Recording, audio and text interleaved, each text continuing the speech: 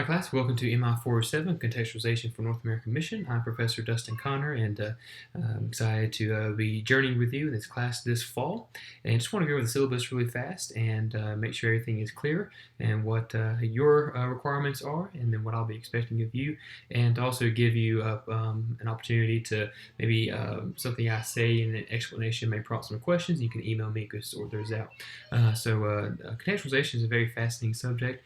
My wife and I and our son Kirk just moved to Calgary, Alberta, Canada this past winter 2017 to plant churches here in Calgary. And so we are learning and living contextualization right now in North Calgary. And so a little bit different way from where you'll be doing it wherever you are, while you're taking this course, and wherever God's going to be taking you after your degree program. This is a senior level class, and so it's a good bit more work than some of the other classes of mine. So if you've had me before, you'll notice a little bit more work, especially more on the writing and research side. That's because contextualization is one of those subjects where you just really have to dig in and understand it for yourself, but it turns into a very practical type of course, even though there's a lot of research and writing behind it. And so I hope that you'll learn a lot and enjoy the class. It's actually probably my favorite class to teach because I love contextualization. I love the topic. I love thinking through it and asking good questions. And so I hope you'll have a great time learning, and I think I'll have a great time teaching this semester. So anyways, this is a 15-week online class, and so take note of that. You'll be in Blackboard for the duration through the first week of December, and then we have exams December 5 through 8. And so just want you to be aware of that. It's not a 7-week online, it's a 15-week online, so don't want any surprises when you have an 8-week of class. So let's kind of go through the syllabus. You should have a copy of this. If you don't, go ahead and pause this, and you can download that off of Blackboard in the Course Information tab. But of course, my name is Dustin Connor, and I no longer have an office on campus at Piedmont like I did last year. I now live in another country, but you can reach me online in various ways. I have my phone number here. That's my mobile number. You can text me on there, but do note that it is a Canadian number, not a U.S., and so there could be some charges that apply if you text or call me. It's easiest just to email me. If you need to send me a text or something, you can find me through Facebook and send me a Facebook message, or feel free to text here, and if we need to communicate through another stream, we can work that out. But email is probably going to be the easiest thing. I do check it pretty regularly. Mission, vision statement of the school. You can read that for yourself here. Course description: study the major issues at the intersection of theology, ecclesiology, missiology, and culture in a North American context. So we'll be looking at all those. How do theology and culture relate? How do mission practice from missiology relates to where God has put you as far as culture? What does church need to look like? Your ecclesiology based on the context that you are in. And because you're in the class, because you're in this class, you're probably thinking that God's leading you to a ministry in North America, whether this is somewhere in the U.S. or Canada, or even we can even say a Western context. I think a lot of what we're going to look at here can even apply to places like Western Europe and some other more westernized countries. So a lot of it will be transferable, anyways, students will learn to develop a missional philosophy, so it's a way of thinking, of making disciples and planting churches through wisely engaging diverse contexts with the gospel. And so we won't be able to teach you how to engage every single culture and subculture because there's so many of them. But what I do want to do is to give you foundation for what questions should you be asking no matter where you go. Emphasis will be placed on studying worldviews in a pluralistic culture. We're going to discuss that pretty in depth, relating theology and culture to missionary practice. And so contextualization, though it's very research-based, it does lead to actual practice of that. And so you don't just contextualize for the sake of doing it and writing about it. You actually contextualize or think through that so that you can do ministry with it. And then analyzing appropriate contextualization models. We'll look at a few ideas of those, and then making disciples in a post-Christian context. So the key goal is we want to fulfill the Great Commission in the North American context. What does it need to look like and what you need to do? Course delivery and methods. This is an online course, and so you're doing online lectures, textbook reading, discussion boards, mainly through the discussion board in Blackboard and through the group blog feature. You'll use that as well in the course. And you also use Google Doc for our scripture journaling, which I'll explain in a second. There'll be some guided research with a professor. That will be mainly done through the group blogs, and then conversation with the various ministry leaders. I will be doing some interviews and things with key leaders in contextualization that I'm pretty fond of, and you'll be learning from some others, not just from me.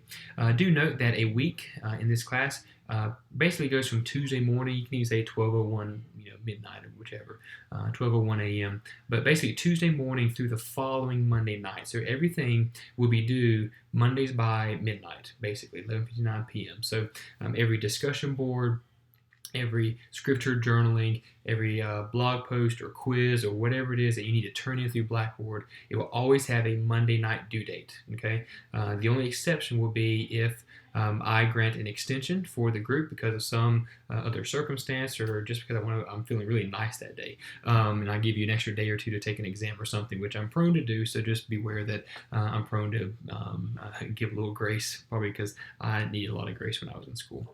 Program objectives met by this course, you can read those for yourself. Course objectives, you can read those for yourself as well. Course materials. You have 3 required textbooks. I know there's possibly a little bit of confusion. The online bookstore didn't have all the books listed for most of the summer. Then I believe that should be fixed now. But these are the 3 books that you need: Ashford's Every Square Inch, Corey's Facing the Change, and Tim Keller's Loving the City. Now, Loving the City is actually I think it's section 2 or 3 of his Center Church book. So let me get a copy of that off my shelf. I can show you.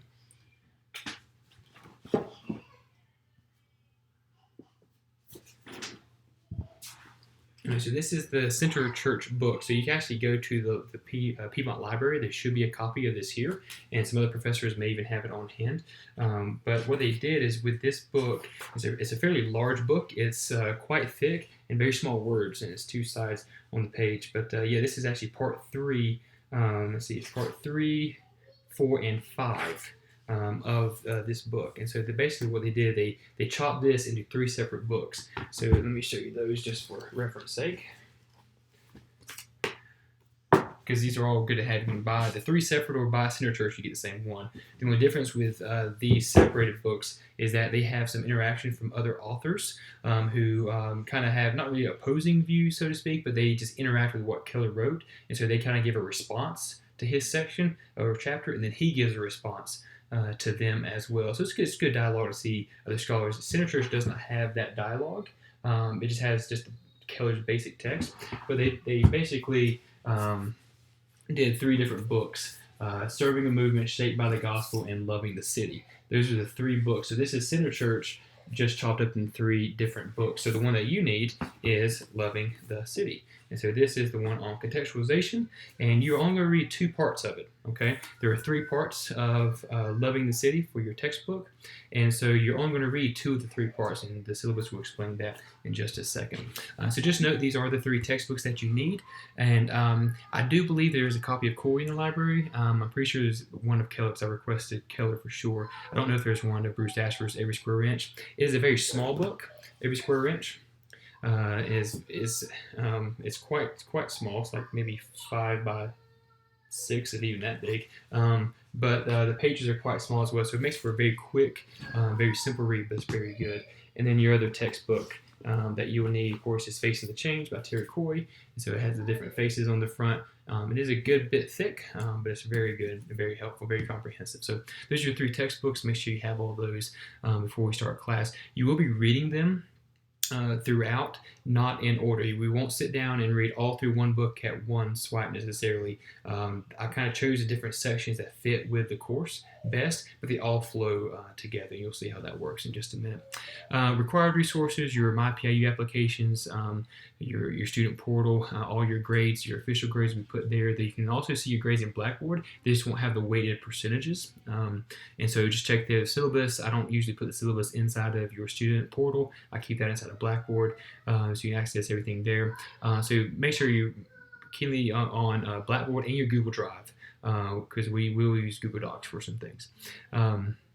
Recommended resources: your Friendly Neighborhood Georgia Manual Library and Google. And so those are two great places to go. There are a lot of good contextualization books.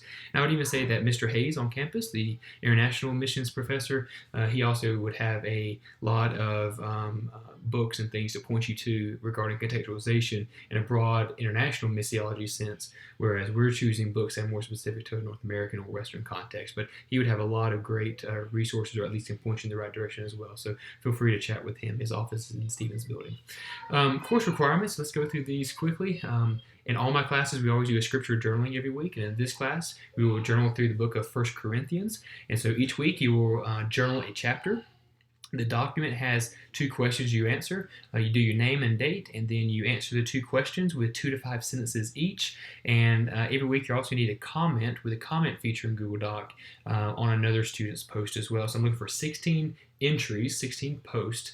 Well, I think it's only 15 because one week we do 2. But anyways, you do one for every week that we have class, and then you also have one for every comment for every week as well. So I think it's either going to be 14 or 15. I think it's 14 total because 2 weeks we choose chapters because there's not enough weeks in the semester. So anyways, whatever the total number of weeks, that's the total number of, so ignore this right here, 16 chapters right there equals 16 good submissions with 16 comments equals 100 A+.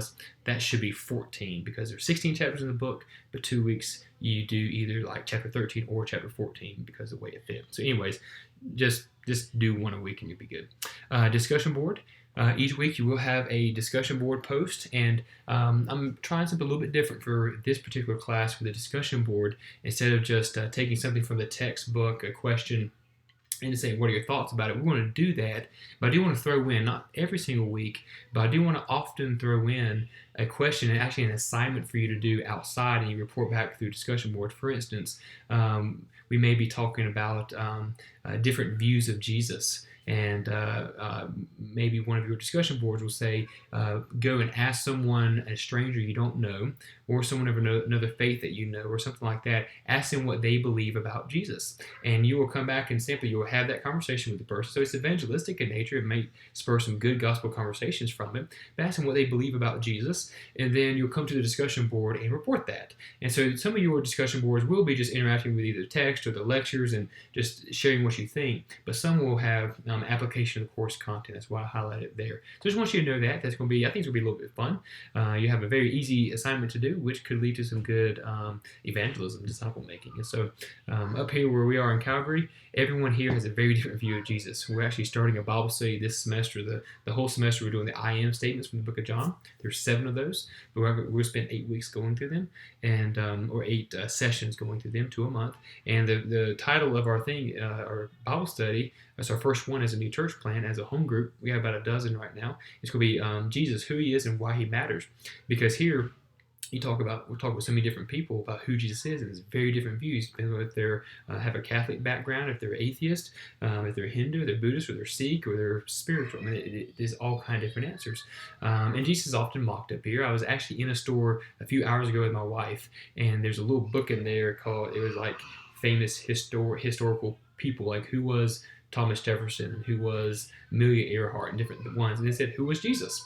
It's a little kind of kids kind of cartoon book, and it's kind of interesting. But I was on the other side with my son looking at a different set of books. These 2 ladies walked by and saw this. Here, who was Jesus? They're like, oh, Jesus was a guy who started this movement. Yeah, right, with his like 12. And they're just mocking the idea of Jesus. They put it back and kept walking on. That's normal in my context for Jesus to be mocked and ridiculed, very subtly and politely, but nevertheless mocked and ridiculed. But it just shows that there's a very different view. So anyway, say all that to say you may have a discussion board where you actually have some off-site homework you have to do with a conversation with someone, or go and find something, and then you bring it back and we'll report for the discussion board. So there'll be one of those a week, due every Monday. Lecture videos and content quizzes. So each week you have a lecture video. Now I will say, because you do have 3 beefy textbooks, I mean you have 2 good-sized textbooks and a small one, but still having 3 books in a course is a good bit much for an undergrad course. But I think they're all 3 essential books to have for this topic. And so the reason why I did 3 books is, I wanted you to hear from people who really know what they're talking about, who can articulate these things far better than I. Tim Keller has probably the best explanation of contextualization that I've seen for North America ever. Coy works through the practical aspects of contextualization in North America better than I've ever seen. And Bruce Ashford really gets into how do we engage culture as Christians, knowing what we believe and as after we have done the work of contextualization, then how should we actually engage and do? And so it is a very short, very simple book, but packed with a lot of really good things. So I want you to have 3 books to hear from 3 different people, and I will say I don't agree with all their theologies in the background, but for these books, they are stellar. Okay, and so we are studying them because they are really good at contextualization and cultural engagement. So that's the purpose of our studying these particular people. But Timothy Keller is one of my all-time favorite authors and pastors and missiologist and apologist. So he's a very sharp guy who I appreciate. Bruce Ashford I actually had as a professor in my class at Southeastern Seminary. He is one of the elders at J.D. Greer's Summit Church, and so we got some connections through him that way, but he is a professor of mine who points to this book. And Coy, I don't know personally, but his book was the first one writing in American missiology, and it's very, very good. So I want you to hear from other people through the books, but with the lectures, you're going to have usually just 1 lecture video a week, fairly short. You won't have 2 or 3 that are several hours long because you have more reading and not as much video. So it's kind of like a 70-30. 70% of your content will come from the reading and about 30% from me from video lectures. So the video lectures will follow the format of the course, give you the general overview, and the textbook reading will provide a good, healthy supplement that should pair well with that week's topic. And so anyways, lecture videos each week. They'll be short, 1, maybe 2. You'll have a second one usually in those weeks when I interview an expert and just want to get their opinion about something, or just kind of hear them share about something they've written or something like that. At that point, you may have more of a lecture style from me, but then you have that kind of interview. And sometimes the interviews may be so good that they are the actual lecture and interview themselves. So anyways, you'll be a little bit lighter on the video and a little bit heavier on the reading compared to some of my other courses I do. But do note that these content quizzes will only cover the video lectures, not your reading. You have another way of submitting your reading that we'll see in just a second. But your content quizzes will only cover what is on video each week, okay? Exams, there's only 1 written exam. It will be done through Blackboard in this class. It only covers the content from weeks 2 through 9, okay? So weeks 2 through 9 are essentially the bulk of kind of foundational information that you really need to study through. And then weeks 10 through 15, really 14, but 10 through 15 really take us through more of a practical application of that content, okay? And so I want you to be tested more on this on application because each of you are going to have different ways of applying the material based on your context. So you don't have 1 exam. There's not a final exam. You'll have a final presentation, a video presentation. That'll kind of serve as an oral exam that will be due during the exam week. We'll get to that in a second. But this exam will be on October 30th, right before Halloween. But it'll be open before. You can take it sooner, and it shouldn't interfere with any Halloween night events that you may take part in. Textbook reading and personal reading guides. So this is something new. I've never done this in a course before, so a little bit experimenting, see how it goes. But I think it's going to be helpful because it's something that I've done for classes before, and I think it's probably something I wish I would do with every book that I've read. And I'm going to start with books from going forward. But what I want you to do is for your textbook reading for these 3 books, every week you'll have some type of reading from them. If you don't have reading from them, you may have an article or like a PDF of something that, like I know the second week of class, you have a PDF chapter of another book because the specific contextualization model is 1 chapter in Van Reenen's missiology book or mission intro to missions book. And so I only want you to read that 1 chapter, okay? And so I have that just kind of scanned PDF for you to read. So there'll be some weeks you won't actually read the textbook. You're reading either an article or something else posted by me. But anything that you read, that's because you're textbook reading, whether it's a book or an article or a paper or something, you will be required to type out a 1-page, no more than 1 page, outline of that week's reading and submit for a weekly grade. Now, the point of this is twofold because it's going to help you put together basically a handy guidebook, cheat sheet almost, of all these deep topics we're discussing this week. So what I want you to do is you're going to boil down the chapter in Coy or Keller or Ashford, boil it down to 1 page, bullet points, list. I'm not looking for a thesis and essay type thing. I'm looking for literally an outline of the key headings in the book, key points under those headings, So you can do like, if you want to do the A and the 1, like a standard outline, the main header for that section in the chapter, whatever, biblical contextualization. And then if Keller explains, 3 ways of looking at that, you just list 1, 2, 3. What this will serve, it will give you this handy guide that you can use both in this class and outside this class. So once this document is done, you have 15 pages of a very succinct, short, condensed version of great contextualization quotes, cultural engagement quotes, key points and lists, and all these type of things. And so be sure that you do no more than 1 page.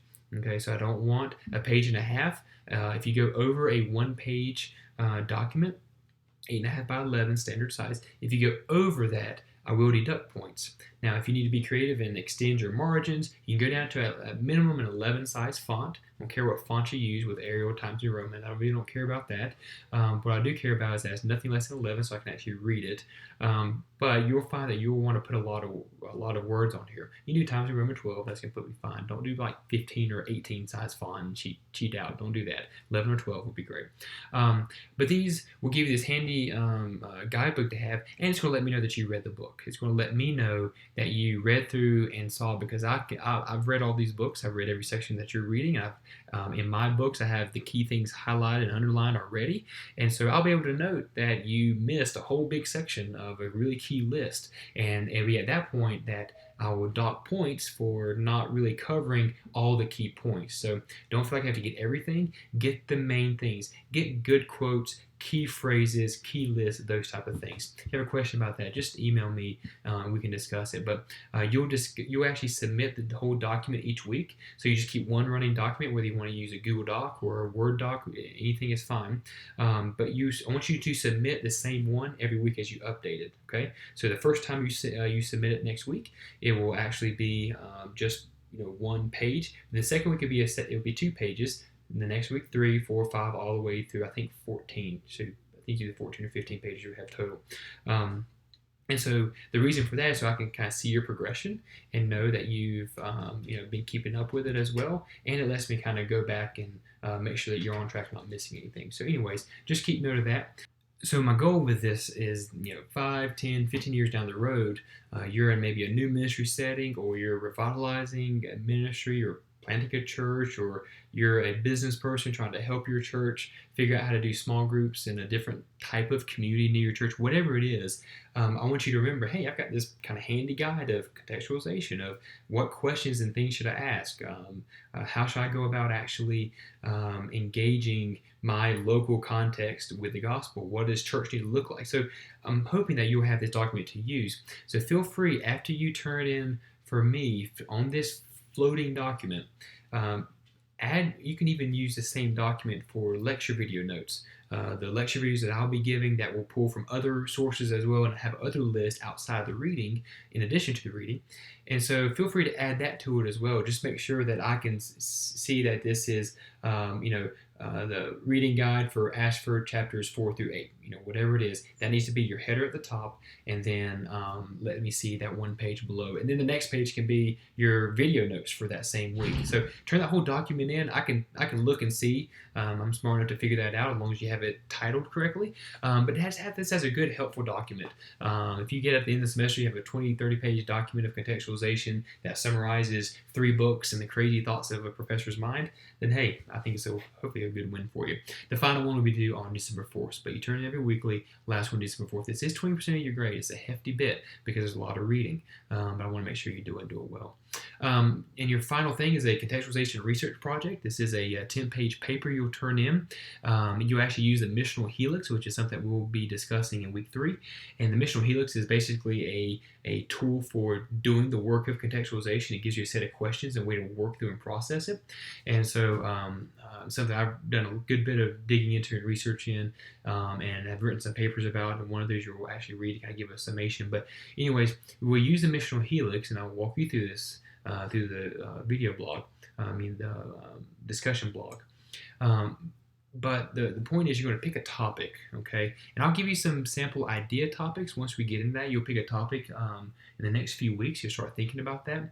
But there's all kind of topics you could create. I mean, I want you to think of something that's either really pertinent to your local congregation, your local church, or something that's going on in your city. I mean, right now, okay, so this is late August of 2017. And so we just had the Charlottesville, Virginia rally that was just a very sad day in American history for all that happened there. And we have, different groups slamming the president. We had different groups slamming each other, all kind of chaos and racial tension, all these type of things. And so you can actually choose that as a topic. How would we engage that as a local church or as a youth group or as just an evangelist? Okay, how would you engage it? What's the best way for you to engage in that realm if you're talking with someone who's very passionate about that or a leader in that or trying to help bring peace and restoration when something like that happens? How would you actually do it? Through the gospel. And so that's why the missional helix will take you through running any topic like that through it. You can even run topics for a PhD seminar a couple years ago. I used the missional helix to run the Batman trilogy. If you know me, I know I love the Christopher Nolan's Dark Knight trilogy for Batman. And so I actually ran the trilogy itself, the movie plot lines and key elements of it, to show how Hollywood culture for hero movies was shifting how we think about, whatever it was. I can't remember now. But anyways, I actually ran a movie set, a trilogy through it. You could do comic book series. You could do another book that has come out, a fiction book. It can be music. It can be any expression of the arts, any expression in politics, anything going on with the sciences or education, or it could just be simply your local church is wanting to start a new ministry for a very particular group of people, but you're not sure. Maybe you have some Syrian refugees who are living very close to an apartment complex to your church building, but your church has no Syrians or Arabic speakers. And so how are you going to engage that? And so the helix in this project paper will give you a way to explore and research that issue and use the helix to guide it. So it'd be a little bit different from a standard research paper because you will have kind of an already built-in outline through the helix, which I'll explain as we go. But after you turn in a 10-page paper, throughout the semester we'll have, I think there are 4 blog posts that you'll have to submit. I think they're every 2 weeks for the beginning of the semester, every 2 weeks for I think 8 or 9 weeks. But anyways, you'll turn in, basically you have a blog post that I will ask you to submit an outline, a thesis statement, different things like that. One that's going to help you get started early on your paper, so it's good for you to do. It's going to let me kind of see your progression of research and be able to give guidance along the way. Okay, so it's helpful for you, and you also you'll post it on a public group blog with those in the class, so other students can actually look at what you're planning to research and what you're passionate about doing, and they can even say, hey, I think you should read this article that came out from Christianity Today about that, or hey, here's a book that I came across my pastor's reading that deals with racial tensions or something like that, whatever your topic is. So your peers will be able to speak into it as well as me for helping you get the paper done. So your blog post will be 5% of your grade. Follow the Blackboard prompts for those. The final paper is due at the end of the semester, December 4th, and the presentation, you'll do a presentation slides, either Keynote, PowerPoint, Google Slides, even do a Prezi. I want something graphic and visual that I can just click through as you're talking, but you also want to upload a video. Okay, so I want you to record a video, and it doesn't have it on here, but I want it to be like a 10 to 15 minute video basically of you kind of discussing through. When I taught this in class on Piedmont's campus, it was a live presentation by the students. This is the best way that we can do a presentation for you guys. And so you will submit a video. Now, if you want to, you can use a program like what I'm recording this with called ScreenFlow. There is a computer there on campus that has it. So if professors or the tech, Dr. Snyder or someone allows you to use one of the iMacs in one of the classrooms, the one that is on the, I'm trying to remember, the main floor of Deeds, past the drink machines to the door that's on the right side, the classroom on the right side of the E412 recording studio. It's the one that I taught my class in last year, if you were in there for that. But anyways, I can't remember which room that is, 20 something. But anyways, that computer, last I know, had ScreenFlow downloaded, but you had to get permission to go and use it. But ScreenFlow would let you put something like this PDF, like what I have, or even PowerPoint slides, and it would let you record your face in a corner like you see here on this one. So it's a really cool program. It actually captures whatever's happening on your screen. It records that, and then lets you overlay text and other things, and even music if you want to. But I use that for all my recording, for all my lectures. So that's why you can see my PowerPoint slides along with my little face in the corner. So you can use something like that if you want to, and have the slides there as well for presenting, or you can have it on a TV behind you and have a friend record you, or you can just sit at a desk like I'm doing right now and discuss through it. But if I have the slides, I can click through while you're talking. That's the gist of it. All right, and that's going to be, that presentation will be 5% of your final grade. It is due by the end of exam week. December 8th is the last day of exams. I think that's a Friday, Thursday or Friday. But anyways, the last day of exams is when this is due by. But you can turn it in earlier if you get it done sooner and want to have that. But this is the only thing you have due for me during exam week is to finish this up. All your other things, your 1 Corinthians journaling, textbook reading, your video lectures, all that will order to be done and turned in the Monday night before, and then you have Tuesday through Friday to turn in this presentation. So anyways, just be aware of that. Here's your course grading and the weights. That's all built in. The final research project does have added in the paper, the blog post, and the presentation equal 30%. All right, you can read your attendance policies and all these things. Course-specific policies, just another note to let Blackboard be your guide each week, because we do have a Monday through a Tuesday morning through Monday night type schedule. So I just want to make sure that we're clear on that. But just follow Blackboard. Blackboard will have all the right due dates for you. So just follow your weekly assignments each week, and you'll have that. And also do note, as far as Blackboard is concerned, I am rebuilding a lot of portions of this class, because the last time I taught this, I was actually on campus and had a live video feed going with students in class, and so not everything got recorded and saved, and some of it wasn't the best quality, or you hear way too many rabbit trails. So I'm actually re-recording every single lecture to condense them, make them a little bit cleaner, but also have them just for this online class. So just bear with me. I will be rolling out a new week each time, because I do have to re-record all of those lecture videos. Plagiarism, just don't do it. Thanks. Saved me a lot of trouble and you a lot of heartache. All right, course schedule. I just want you to see here, you have the week, the date for it. These, the last date, like this September 4th, that's a Monday. Okay, so you have, these are all Tuesday through Monday dates. So September 5 is Tuesday through September 11th, Monday. Okay, so that's the week of the class. And the topic, they're all in the form of a question. And so you can see those as you go down. This first week, which we're in right now, before September 4th, is Intro to Course Syllabus and your intro discussion on Blackboard. Very simple, very easy. Make sure you got your books in. I do want you to journal 1 Corinthians 1. So make sure you have that journaled this week to go ahead and get started with that. You do have a discussion board post, but it's basically just introducing yourselves. And then I want you to watch this video. So very simple. Next week, though, we'll start with, you'll still journal in 1 Corinthians on the Google Doc. You'll complete your discussion board post, your textbook reading submit your PRG, your personal reading guide, and then you'll review the lecture and take the content quiz. So here's your course schedule for the entire semester. And so if you have any questions about it, please let me know. And do note that here, October 30, here's your exam. Take exam covering lecture video content. Remember, only the lecture videos. So only stuff that I've said is what you need, you'll be tested on. And so that gets, once we get to week 10, we start doing very practical applications of the course. So how can our disciple making be contextual? We'll talk about the practical ways of doing that. Whereas these other questions really dig into more the kind of foundational, kind of nerdy stuff that I like. I like the practical stuff too, it's just tougher. So anyways, follow that class schedule, you should be good. Now, since I'm off campus, I'm not always on board and on track with when all the fall break dates are, but it looks like fall break is just like a long weekend this semester, and you have Thanksgiving break. And so I didn't see anywhere where I was supposed to not have class that week, so you notice there is no kind of fall break this week. If you know that is incorrect, do let me know, and I can adjust this schedule for us for this semester. I'm unsure, and when I looked on the website, it looked like I was okay to have all the way through. It looks like you just have some longer weekend breaks. And so anyways, you can get your work done before that long weekend, or take the long weekend to get caught up. So anyways, bibliography, do have a decent little bibliography here. A lot of these will be good to use for your paper.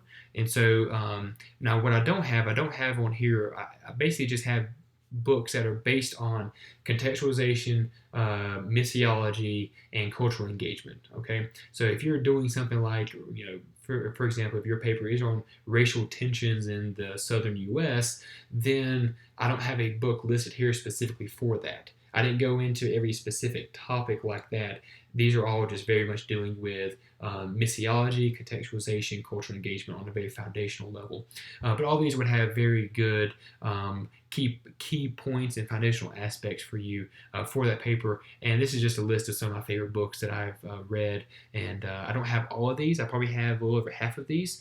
And they're all just stellar books. And you'll note the ones that I have several times are some of my more favorite authors. Goheen, I really like. And Hesselgrave is really good as well. Hebert, I really like. And Keller, I really like, obviously. And so there's just some good ones there that you can look through. And the Piedmont Library should have a good number of these that you could check out. And if not, like I said, Mr. Hayes may even have either some copies that he may be willing to lend out or not, or he can at least point you to where to find them. So that's the end of the syllabus. Thank you for listening. Email me at connord1@piedmontu.edu or through Blackboard if you have any questions. Thanks. Hope you have a great semester.